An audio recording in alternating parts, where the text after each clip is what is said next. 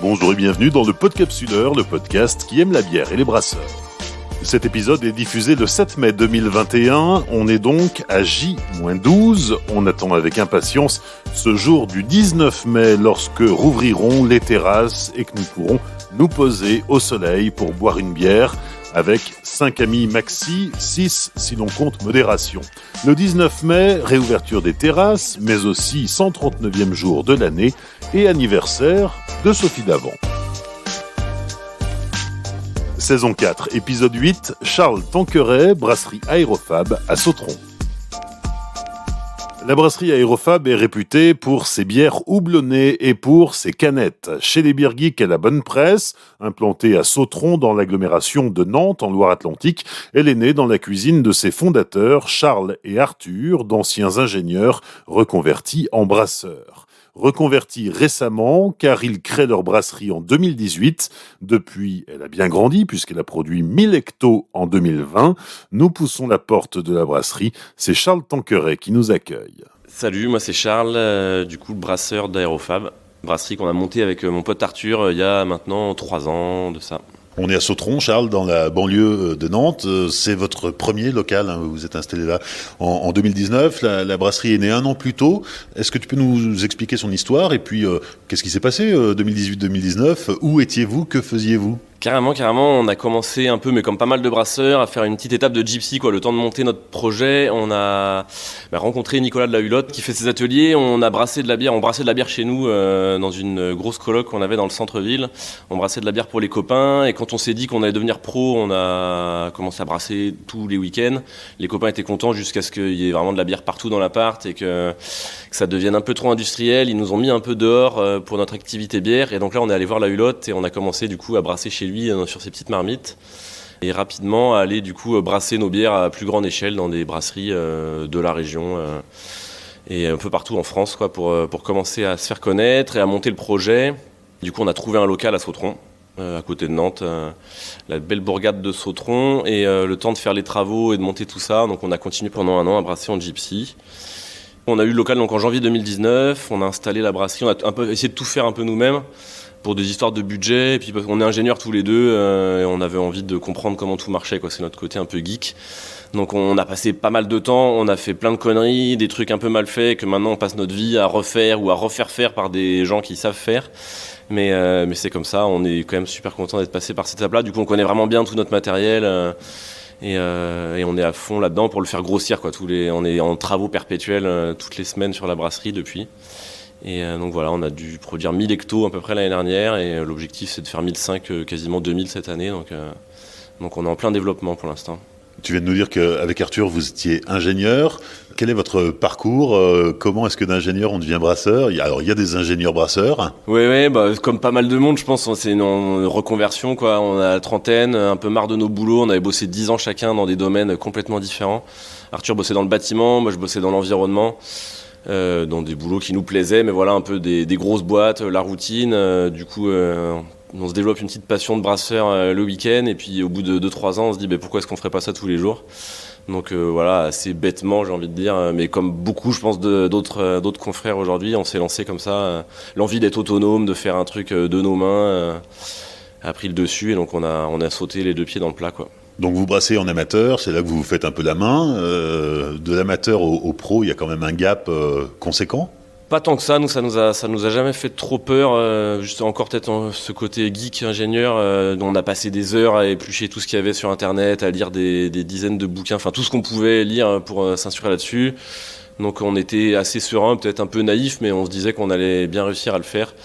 Donc voilà, juste en geekant tout ce qu'on pouvait. Et après on a fait. Le fait de passer en gypsy nous a pas mal aidé, On avait déjà visité pas mal de brasseries et le fait d'aller brasser nos bières, on a affiné tout un tas de choses, Heureusement qu'on est passé par cette étape-là parce qu'il y a des choses on s'imaginait que ça allait pas être bien compliqué, et puis en fait de les voir, de les refaire, de voir les schémas, les façons de travailler de différentes brasseries, ça nous a permis de mettre le pas là-dedans. On a fait quelques conneries, un petit paquet quand même en démarrant, mais comme tout le monde je pense, mais genre rien de dramatique, et puis voilà, on est arrivé sur le tas à se former, à passer d'amateur à pro, quoi. Je dis pas que ça s'est pas fait sans effort et sans quelques gouttes de sueur, mais c'était un plaisir en tout cas de faire ça, quoi. C'est quoi les erreurs du débutant ? Les erreurs du débutant, il y en a on a une brasserie qui est entièrement manuelle, donc là on est en train d'essayer de l'automatiser, c'est notre sujet du moment. Et du coup, j'en dors pas la nuit parce que je rêve de tout le process qui est complètement fou. Je crois qu'il y a 57 vannes, toutes manuelles, donc c'est hyper pratique, on peut tout faire, mais du coup, on peut forcément tout ouvrir ou pas fermer au bon moment. Et donc, j'en ai fait beaucoup parce que je suis un petit peu tête en l'air, c'est pour ça que j'ai envie d'automatiser la brasserie. Et donc, ça m'est arrivé 2 fois d'envoyer l'intégralité du brassin à la poubelle sur le bloc chaud, quoi, en transférant d'une cuve à l'autre, et puis la cuve dans laquelle je transférais était ouverte en bas, tout connement.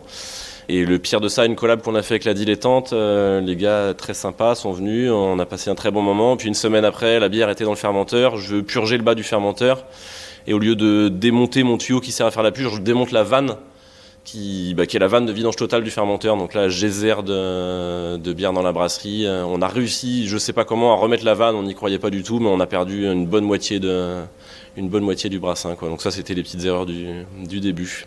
Alors on commence et puis on s'améliore, on se perfectionne, c'est quoi les étapes vers la professionnalisation et quand est-ce qu'on se dit ça y est là on a atteint un niveau de croisière, on réussit à sortir des produits qui sont cohérents, qui sont stables, qui plaisent aussi. C'est une bonne question. J'ai du mal à la voir en fait cette progression. Elle est clairement là, mais je pense depuis le début on était à fond sur ce qu'on faisait, on est hyper exigeant sur la qualité. Il y a des brassins qu'on n'a pas vendus, il y a des brassins qu'on a réétiquetés parce que ça correspondait pas à ce qu'on voulait. Il y a des brassins qu'on a achetés, mais ça fait partie du processus de création. Et aujourd'hui, je pense que ça nous arrive encore. On prend des risques tout le temps. On peut pas vraiment dire qu'on est de gamme, quoi. On réinvente toujours les recettes, on essaie toujours d'aller sur des nouveautés. Donc quand on fait ça, forcément, alors on est peut-être un peu plus sûr maintenant qu'avant sur ça. On teste pas tout au début, effectivement. Si en y réfléchissant, on testait toutes nos recettes sur 20 litres. Alors c'était plus pour se rassurer qu'autre chose, parce que de dupliquer entre 20 litres et 15 hectos, c'est pas infaisable du tout, comme pas mal de gens s'imaginent, mais c'est pas non plus si simple. On faisait tout pour se rassurer, tout sur 20 litres, donc ça nous prenait beaucoup de temps. Et puis maintenant, du coup, effectivement, on a passé ce stade-là sur les 2 tiers de nos bières, voire les 3 quarts. On fait pas d'essai parce qu'on a déjà brassé des trucs assez similaires. On change des petits paramètres, on commence à mieux maîtriser et on peut se lancer sur un brassin direct de 1500 hectos sans prendre de risques et on sait à peu près ce qu'on va sortir, quoi. On fait des tests que quand on part vraiment dans des trucs un peu freestyle. Là, on travaille une bière en collab avec la brasserie des Deux Amants où il y a un projet de chocolat et d'olive noire. Ça sent quand même un peu le truc un peu chelou. Donc là, on fait des tests en ce moment sur ce truc-là, quoi. Aérofab créé en 2018, c'est encore une jeune brasserie, on va pas se mentir, mais pourtant on a l'impression qu'elle a toujours un peu été là et que sur la scène geek notamment, elle a rapidement fait son trou. Ouais, ça j'ai du mal à prendre du recul vis-à-vis de ça aussi. Ouais, sans doute. J'ai du mal, je me rends pas compte. Honnêtement, je pense c'est sûr qu'on s'est fait remarquer en arrivant, et notamment par le choix de la canette. Je pense que c'est ça qui fait qu'on est sorti du lot, faut pas se leurrer. Le choix de nos bières, où on est vraiment parti assez radicalement sur que de l'IPA NEIPA, double IPA, des trucs vraiment Asie, très houblonnés. On n'est pas du tout les seuls à le faire, mais il y a 2-3 ans, on était dans les premiers en tout cas à faire ça et à se lancer là-dessus direct en canette. Donc forcément, ça nous a mis un peu sur le devant, j'imagine. Pourquoi faire compliqué quand on peut faire simple ? Nous, ça nous semblait pas compliqué. Enfin, nous, c'était depuis le début, c'était évident pour nous qu'on voulait faire des grosses IPA, des NEIPA. C'était notre rêve, et donc on a passé notre temps en brassam, on brassait que ça, quoi. Et en brassam, c'est un peu dur de brasser ce genre de bière parce que c'est des bières qui sont super sensibles à l'oxydation. Et le truc le plus difficile en brassam, à mon sens, c'est avec le matériel un peu rudimentaire, c'est de lutter contre l'oxydation de la bière, quoi. Mais du coup, on s'est acharné là-dessus, on a fait que ça on a brassé que ça, quoi. On développe d'autres styles de bière beaucoup plus maintenant depuis qu'on est pro que quand on était brassam. On s'est acharné à faire que des IPA, donc pour nous c'était plus si compliqué à la fin, quoi. C'était évident on a dû faire plus d'une centaine de brassins en amateur sur des IPA, quoi. C'est quoi la gamme ou les gammes de la brasserie Aérofab aujourd'hui ? Il n'y a pas vraiment de gamme. On est en train finalement, avec le temps, d'en construire peut-être une petite. Notre volonté de départ, c'était de pas faire de gamme du tout. En tout cas, c'était on voulait que chaque bière soit complètement différente. C'est pour ça qu'on s'appelle Aérofab. C'est Fab pour la fabrique, Aéro pour le vent. Donc les brasseurs de vent. Donc c'est le petit jeu de mots un peu drôle qu'on n'assumait pas trop. Mais dans l'idée, surtout, c'était l'univers du vent qui nous plaisait. Le côté légèreté, canette et tous les noms de vent. En fait, on a découvert qu'il y avait des milliers de noms de vent dans le monde en fonction des régions, des coins. Donc on s'est dit, si chaque bière a un nom de vent, on en a pour des années. Sauf qu'au bout d'un moment, on s'est rendu compte on perdait nos clients, quoi. Si à chaque fois on recréait un nouveau nom de vent, c'était pas possible. Donc on a décidé de figer un petit peu, d'avoir un nom de vent qui correspond à un style de bière, quoi. Une American Pale Ale, chez nous c'est la Blizzard. Et du coup par contre on a quand même voulu toujours le faire évoluer, donc on faisait des numéros de version, quoi. Un peu la version 1, la version 2.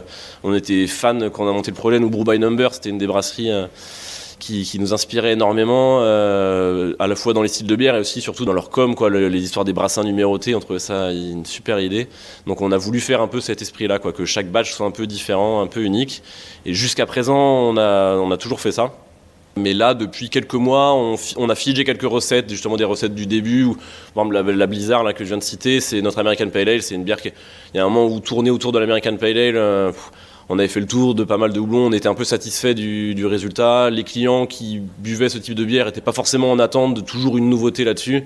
Et donc là, on a décidé de figer la Blizzard. Il n'y a plus de Blizzard V5, V6, c'est la Blizzard tout court. Et on va peut-être faire ça sur 4-5 bières. Donc en fait, on est en train de créer une gamme, ce qu'on ne voulait pas faire au début, un peu par... Je sais pas si c'est par simplicité, mais ouais, on commence à faire de plus en plus de bières, donc on crée toujours des nouveautés. Et à un moment, on peut plus. Au début, quand on avait 6 fermenteurs, de faire 6 nouveautés à chaque fois, ça faisait. Là, on a 12 fermenteurs, on en recommande 3. De sortir 12 nouveautés toutes les 5 semaines, ça commence à. On n'arrive plus à suivre, on va dire ça comme ça. Donc il y a un train-train qui est en train de s'installer, vous êtes en train de devenir des brasseurs pantouflards? Non, pas du tout, ouais, j'espère pas du tout, ouais, c'est pas le but. Mais ouais, on se cale sur quelques bières, justement pour pouvoir garder la créativité sur une vraie créativité plus forte sur les autres, quoi. On se rendait compte, il y a certaines versions, justement, je parlais de la Blizzard, la Mistral aussi, on se pose la question de la figée, une IPA un peu classique, où on faisait des versions pour faire des versions, mais en fait on changeait plus grand chose sur les recettes, on était content de ce qu'on avait. À la rigueur on changeait un houblon, mais ça avait plus beaucoup de sens, et donc on s'est dit voilà, autant les figer et du coup se concentrer, vraiment mettre de l'énergie sur du développement pour créer des recettes complètement nouvelles. Et du coup pour ce qui est de la variation des houblons, on a décidé de lancer une série de single hop, que ce soit plus clair, quoi. Et donc on a une série d'IPA qui s'appelle Tourbillon, où à chaque fois on met un seul houblon en avant. Donc ça avait plus trop de sens, vu qu'on faisait ça, de faire varier les houblons sur d'autres styles, sur tous nos styles de bière. Donc voilà, Non, on essaye de simplifier les choses justement pour rester créatif sur le reste, quoi. C'est quoi la marque de fabrique d'Aérofab? C'est la mise en avant des houblons? Ouais, clairement, c'est les bières houblonnées. Ouais, la mise en avant des houblons, c'est bien dit ça. Mais il y a d'autres choses à côté, d'autres styles que vous explorez? Ouais, on explore d'autres styles. Vraiment, on est des gros fans d'IPA, on n'arrive pas à s'en lasser. Pour aller boire, aller faire, donc forcément on est à fond là-dedans, mais on explore d'autres choses maintenant parce qu'on a toujours envie de découvrir.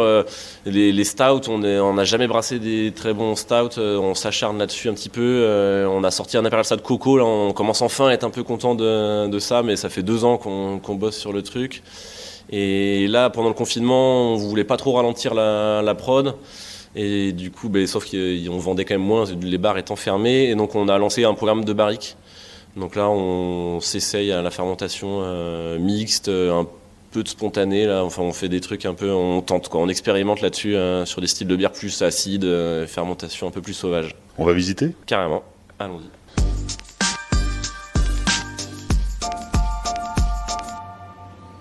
Charles, on vient d'entrer dans la brasserie et c'est toi qui nous fais la visite. Eh bien, allons-y. On va avancer tranquillou.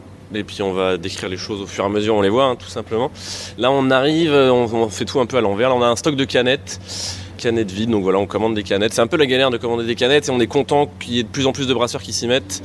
Parce que plus il y a de brasseurs qui se mettent à la canette, plus les fournisseurs de canettes sont enclins à vendre des petites quantités de canettes. Ce qui n'était pas trop le cas il y a 2 ans. Il y a 2 ans c'était vraiment un peu la galère. Il n'y a que 2 fournisseurs à peu près dans le monde qui font de la canette et leurs clients principaux c'est Coca-Cola, Heineken et compagnie. Et donc nous on est plus qu'une goutte d'eau dans l'océan, donc ils veulent même pas de créer un compte client chez eux, c'est même pas possible, il faut acheter des semi-remorques entiers. Et donc voilà, donc là tout le monde se met un peu à la canette, c'est cool, ça simplifie un peu le marché, mais en ce moment c'est un peu tendu, là on est passé au format 44 il n'y a pas longtemps. Tout le monde se met à faire de la 44, et nous les derniers d'ailleurs on a plutôt fait le truc dans l'autre sens, on était en 33, on est passé en 44, mais du coup c'est un peu la pénurie je crois, donc on va peut-être repasser en 33, on s'adaptera. Et donc là on fait des stocks, donc on accumule des montagnes de canettes. Pourquoi le choix de la canette? Parce que c'est un sujet sensible, il y a les partisans du verre et même du verre perdu, et puis il y a les partisans de la canette alu. La canette alu, nous c'était une évidence, un peu comme le choix de faire des IPA, enfin les deux sont liés d'ailleurs, on voulait faire que des grosses IPA et donc la canette c'est le contenant qui préserve un peu mieux les bières, en tout cas de la lumière déjà, de l'oxydation parce que si elles sont bien scellées, ce qui n'est pas toujours le cas, il faut bien s'en assurer, mais si elles sont bien scellées, il y a moins de reprise d'oxygène que sur une capsule. Et voilà, et puis même en termes de produits, c'est ce qu'on voyait partout en Angleterre, aux États-Unis, enfin c'était le format... esthétiquement qui nous plaisait, en termes de transport, là, une palette de canettes ça pèse rien par rapport à une palette de verre, ça casse pas, enfin il y a un paquet d'avantages en production. C'est techniquement compliqué, mais en termes de logistique c'est super bien, avant, après, pour l'utilisateur final. Moi j'ai toujours été plus fan de canettes, tu les écrases, tu les mets dans ta poubelle jaune, c'est plus simple à gérer que de te retrouver avec des montagnes de verre le lendemain de ta soirée. Donc voilà, il y a tout un tas d'avantages qui nous poussaient à se dire voilà, faut aller sur ce truc-là. Tous nos voisins à côté utilisent de la canette, notamment en Angleterre à fond. Donc il n'y a pas de raison que ça marche pas chez nous, quoi. Évidemment, ça nécessite un investissement particulier. Ouais, c'est le revers de la médaille, on va dire. Il est surtout côté technique vis-à-vis des brasseurs, c'est qu'il faut des machines qui sont plus rares et plus techniques, on va dire, qu'une machine pour embouteiller. Parce que la canette, en fait, quand elle est vide, elle est super fragile, quoi. C'est un des gros inconvénients. Donc elle est pas très stable, elle peut s'écraser. Donc c'est plus délicat à déplacer qu'une bouteille. Et donc c'est des machines qui en plus sont plus rares, donc coûtent beaucoup plus cher, quoi. C'est un des soucis. Et donc ce qui fait qu'on n'a pas eu de machine, nous, jusqu'à présent. Là, on reçoit notre machine dans 1 ou 2 mois, là, au mois de juin. On devrait recevoir notre machine enfin, après 3 ans de sous-traitance. Oui, alors comment on fait de la canette sans machine, même si je connais la réponse?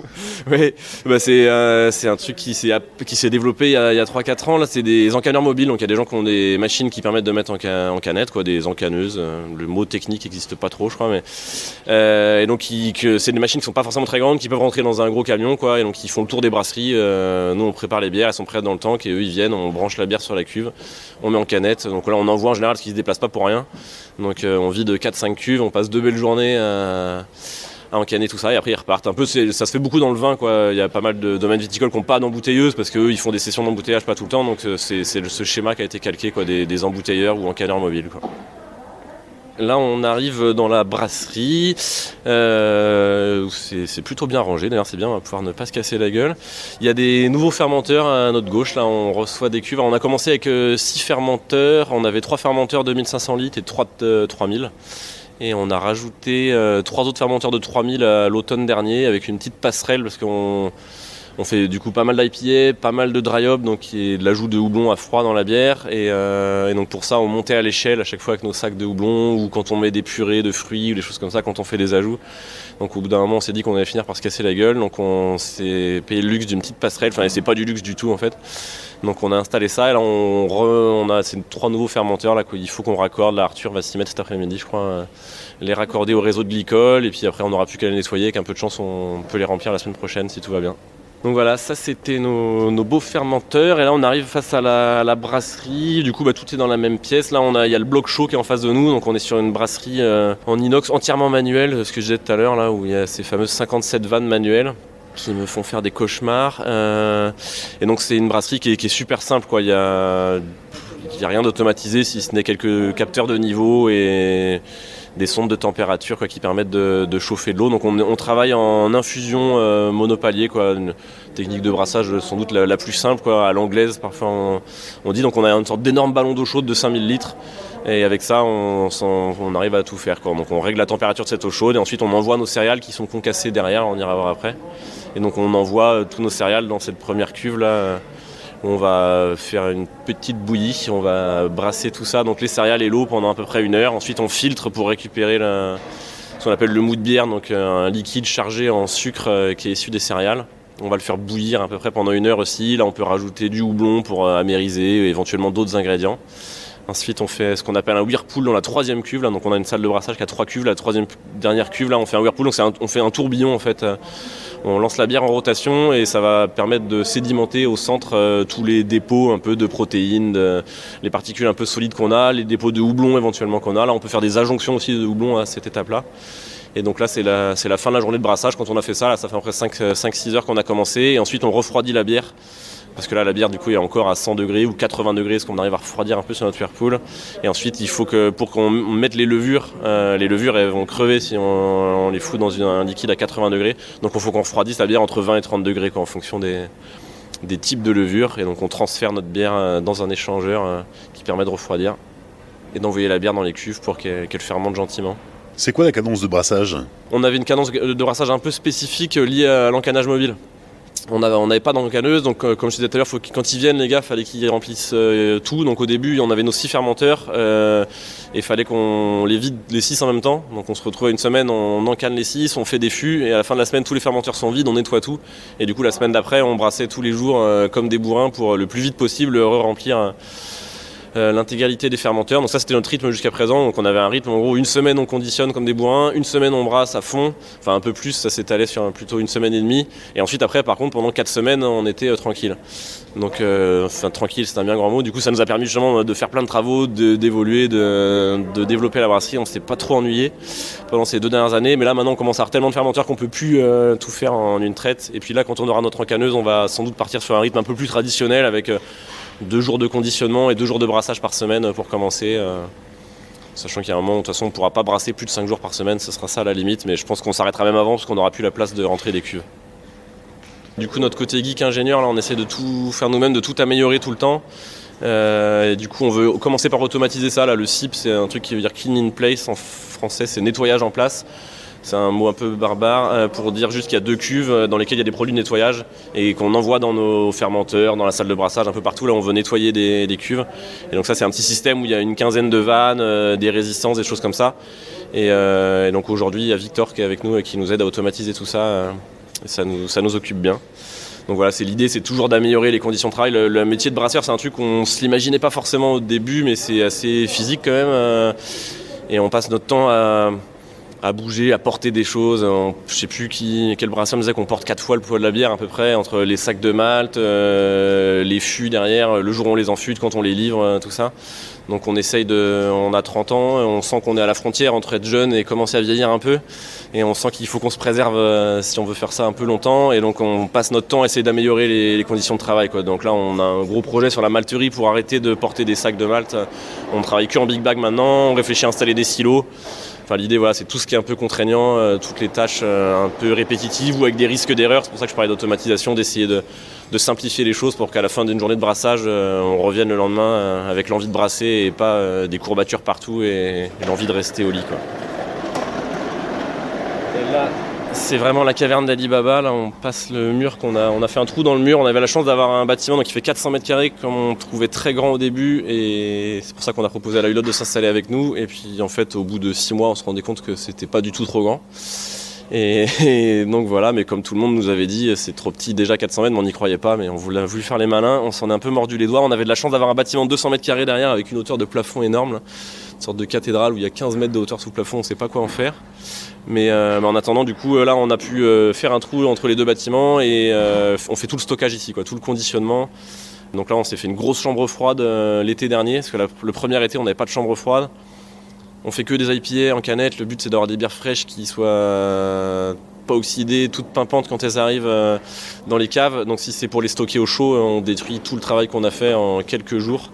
Donc la première année, on n'avait pas ça. On a dû sous-traiter le stockage au froid. On a envoyé dans des entrepôts frigorifiques. Enfin, c'était une galère sans nom. Ça nous a coûté une fortune. On aurait pu se payer une chambre froide avec tout ce qu'on a payé en sous-traitance de stockage. Donc l'hiver dernier, on s'est fait une grosse chambre froide.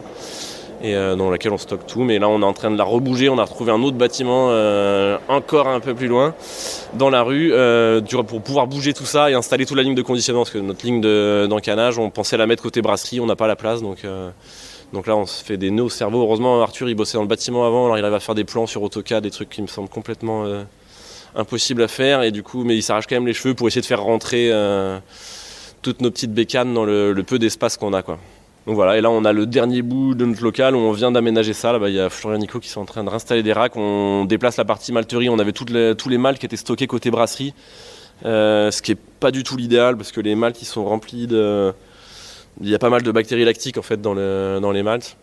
Et du coup qu'on va retrouver dans les poussières et les farines lorsqu'on concasse, quoi. Donc on faisait super gaffe de l'autre côté de tout bien caractériser. Il y avait très peu de farine, mais quand même dans l'idée Là, on est vachement plus rassuré d'avoir déplacé tout le stockage de malt dans ce bâtiment où on est vraiment coupé de la partie fermentation qui est plus sensible. Et donc voilà, la fin du bâtiment.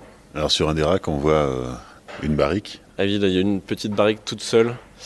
On s'est lancé dans des barriques. On a, comme tout le monde, à un moment, ça fait rêver de voir des photos de brasseries avec des barriques. Donc dès le début, on s'est dit, mais nous aussi, on veut absolument faire ça. Donc on avait récupéré quelques barriques plus pour faire vieillir des stouts. Et donc là, c'en est une qu'on a un peu oubliée. Et cet hiver, là, on s'est lancé un peu dans la mise en barrique de bière, histoire de continuer à produire. Là, on avait toutes nos cuves qui étaient pleines. On ne voulait pas faire de fût. On avait déjà beaucoup de canettes. Et donc on s'est dit, tiens, on va continuer à brasser et en profiter pour expérimenter un peu. Et donc on s'est lancé dans de la fermentation mixte, vieillie en barrique de vin rouge principalement. Et donc là, maintenant, on a 70 barriques, alors qu'ils sont dans un autre local en stock chez notre voisin, gracieusement pour l'instant. Mais il commence à en avoir marre. Puis là, il y a des bombes qui sautent, il y a de la bière qui commence à couler au sol. C'est un peu schlag cette histoire. Donc il nous fait comprendre vite qu'il faut qu'on ait un autre local et qu'on bouge tout ça. Et donc là, cette barrique-là, effectivement, elle est toute seule, on l'a oubliée. Tu fais bien de m'y faire penser, il faut qu'on la ramène avec ses petites copines chez le voisin, qui sera très content.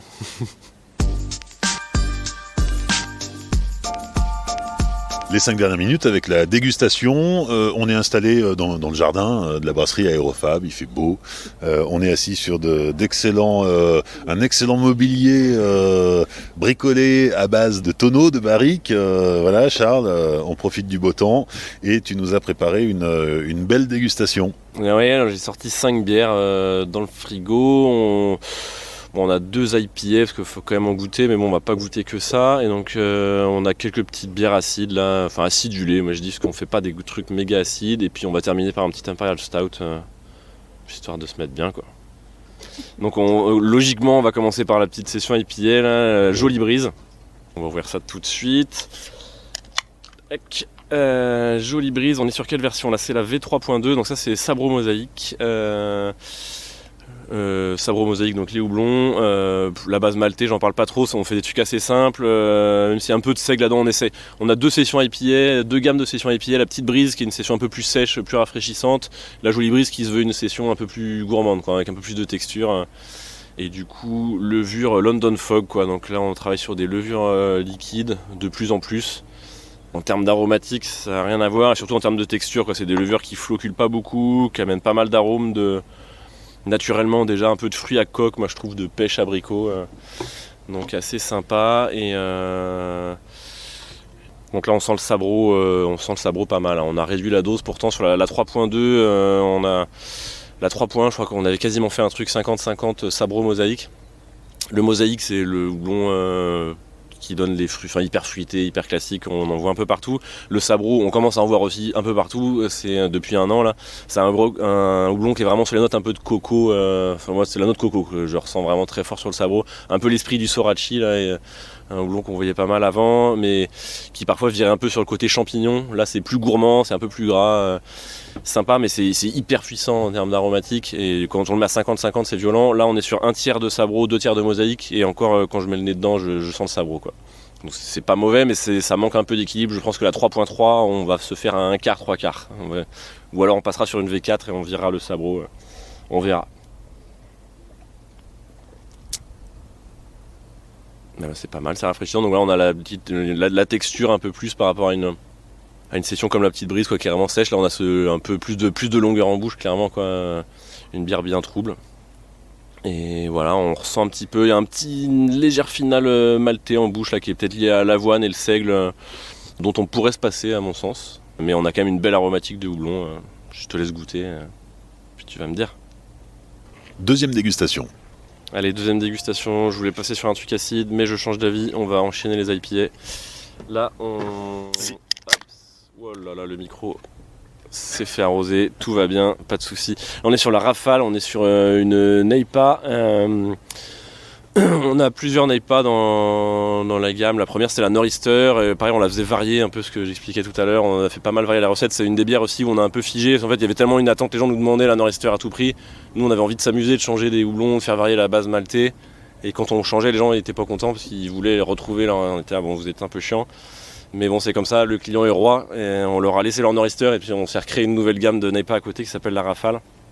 dans laquelle du coup là on est sur la même levure que la bière précédente. Le but c'est d'avoir un truc très texturé quoi, sur les nez, pas très épais, un peu doux, pas du tout l'amertume qu'on retrouve sur une IPA plus classique.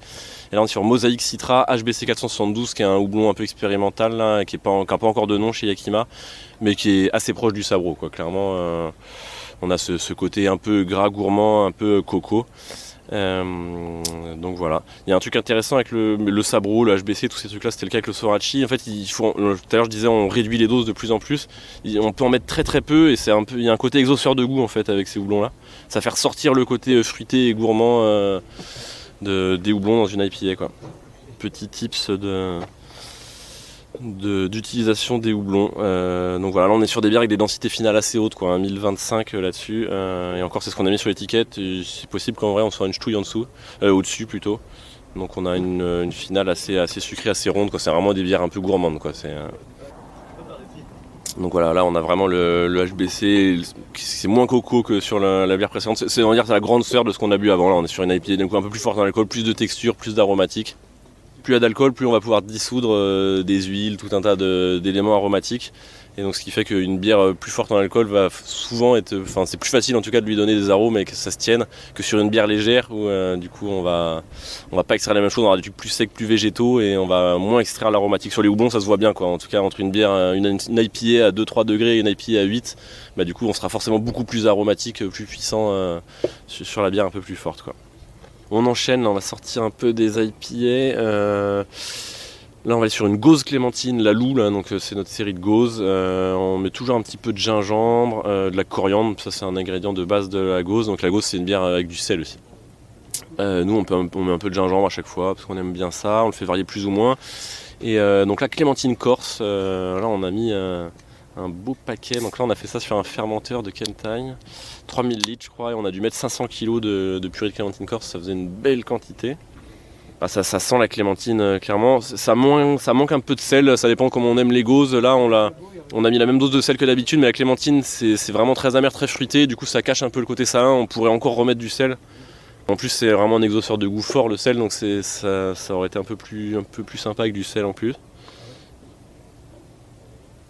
Mais on a vraiment le nez de la clémentine qui est super présent. En bouche, on a ça. C'est une gauze qui est assez amère, quoi. La clémentine, la purée qu'on a récupérée, c'est une purée où il y avait toute la peau avec.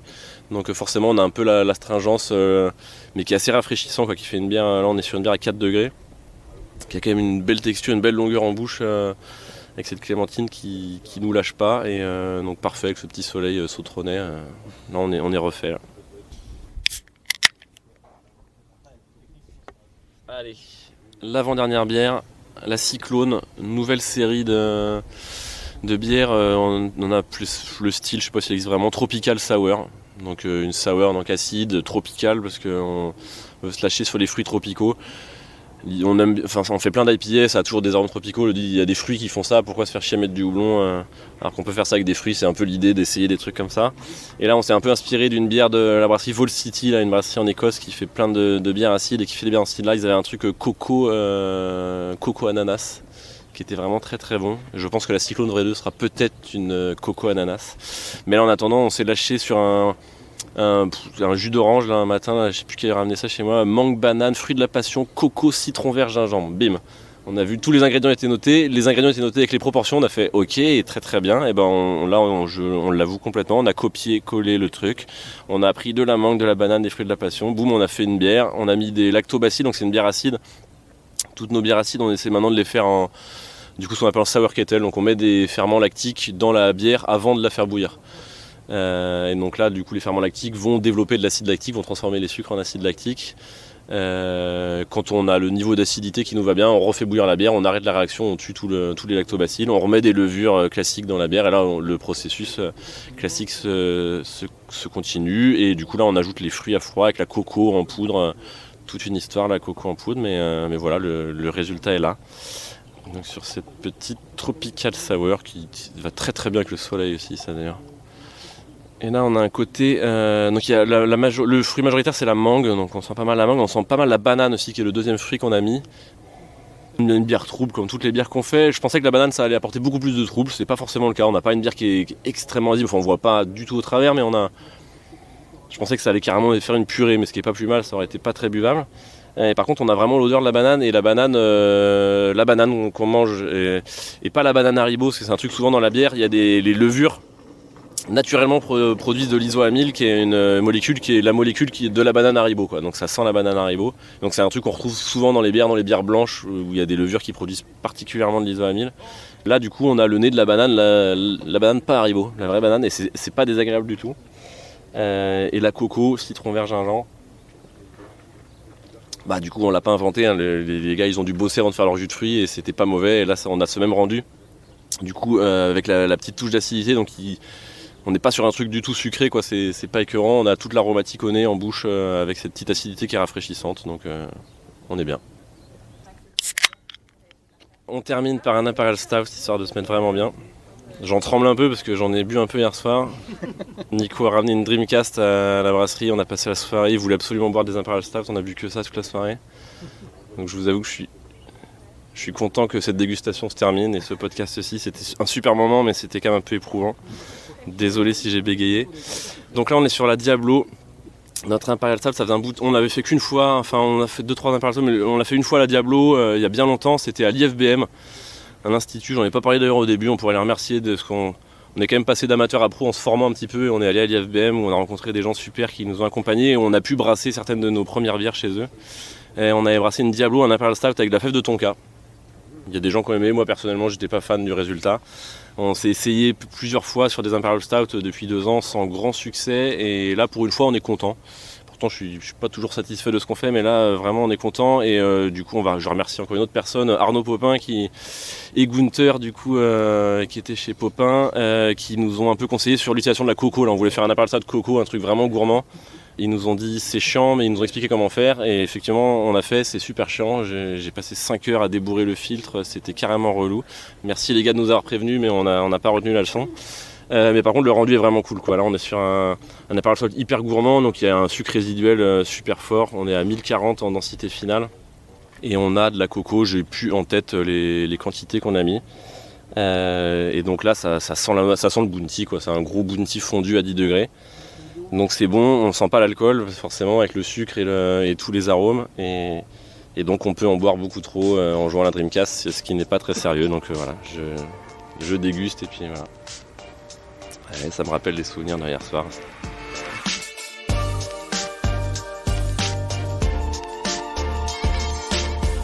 Merci à Charles Tanqueray, cofondateur et brasseur de la brasserie Aérofab, pour son accueil lors de l'enregistrement de cet épisode. Rendez-vous sur les réseaux sociaux pour découvrir la brasserie en images. Si vous êtes encore là à écouter, c'est que l'épisode vous a plu. Dites-le sur les réseaux sociaux, partagez, commentez. Vous pouvez aussi laisser un commentaire et 5 étoiles sur Apple Podcast. N'oubliez pas non plus de soutenir le Podcapsuleur sur Tipeee pour me donner les moyens de continuer de vous emmener découvrir de nouvelles brasseries. Dans 15 jours, nouvelle destination, alors je sais pas encore où. D'ailleurs, si vous êtes brasseur, j'attends aussi vos invitations. Enfin, souvenez-vous, l'abus d'alcool est dangereux pour la santé, alors savourez mais sans forcer.